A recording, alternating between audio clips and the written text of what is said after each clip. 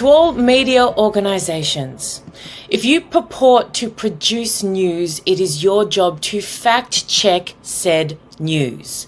I don't know how many times people need this stuff explained or how many times they want to be completely exposed.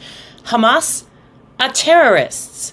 So as well as slaughtering women, children, burning kids alive in their rooms, pregnant women taking hostages, as well as all of that bad stuff, brace yourself, they are also liars. I know, hard to believe.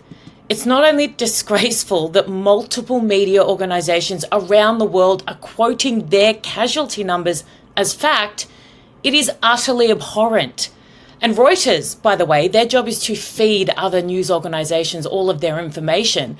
They sent the following alert yesterday, and I quote, "Israeli strikes kill 326 in Gaza, collapsing ceasefire with Hamas." So that alert not just sent to thousands of news agencies, but seen by millions globally. It is criminal. They are repeat offenders and they should be shut down until they understand and learn how to report the truth.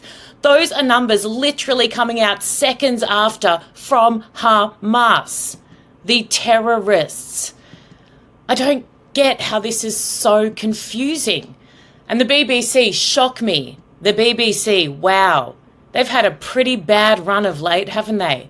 Off the back of their Hamas documentary being pulled off air, they again are reporting at least 330 people killed in Israeli airstrikes. What the actual hell?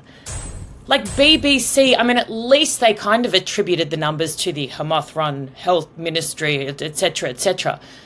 One of the worst I've seen, the Australian Today show.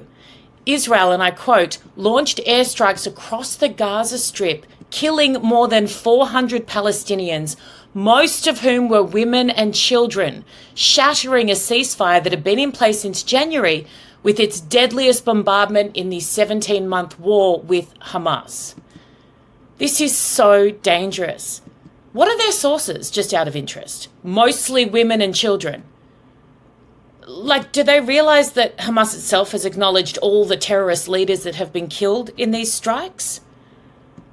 They're not a legitimate source of information. Mostly women and children. They burn children alive, and you are quoting them as though it is fact. Media is lapping this stuff up. I almost have no words. We've gone through this all before, and it's been proven time and time again that these numbers are not true, they're not real. Urban warfare expert John Spencer, yesterday, and poof, international media returns to reporting civilian casualty numbers provided by the Hamas Gaza Health Ministry, who can determine casualty numbers in minutes and hours with no caveats of sources, descriptions of methods of counting, distinction of combatant versus non-combatant, or context of cause of death, Israel target, etc., etc., etc. Again, you are taking your information from the same people who slaughtered 1,200 people in a day. In a day, recorded it all on camera. And you're quoting their numbers as fact. Australian journalist Antoinette Lattouf taking to Instagram overnight, accusing those fighting to eradicate Hamas, again, the terrorists, of being right-wing and cheering for genocide, myself included. A little FYI, Antoinette, wanting bloodthirsty terrorists eliminated entirely is not calling for genocide, nor is it right-wing. For so many reasons I don't have the time to explain, but Google will help. Now do better, as the woke lefties would always say, just to label people as you seem to enjoy doing. And this stuff, it's not just factually incorrect, by the way, it's creating a false narrative that will cost more lives, including the lives you pretend to care about. So doing Hamas's dirty work for them by buying into and legitimising the very terror they unleash on millions, their own people as well, that is what you are all doing. National security and foreign policy researcher Khaled Hassan on X said this: "I've never seen that many Gazans angry at Hamas. For the first time in my life, the overwhelming majority of Gazans are treating them with the contempt they deserve.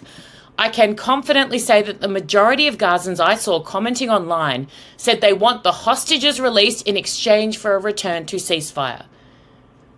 So people in Gaza absolutely might all hate Israel. Fine. But most know who is really to blame for their suffering. They do. And it ain't their Jewish neighbours. So if you really, really want to help them, all of you who seem to be fighting so hard, help destroy Hamas. It is so basic.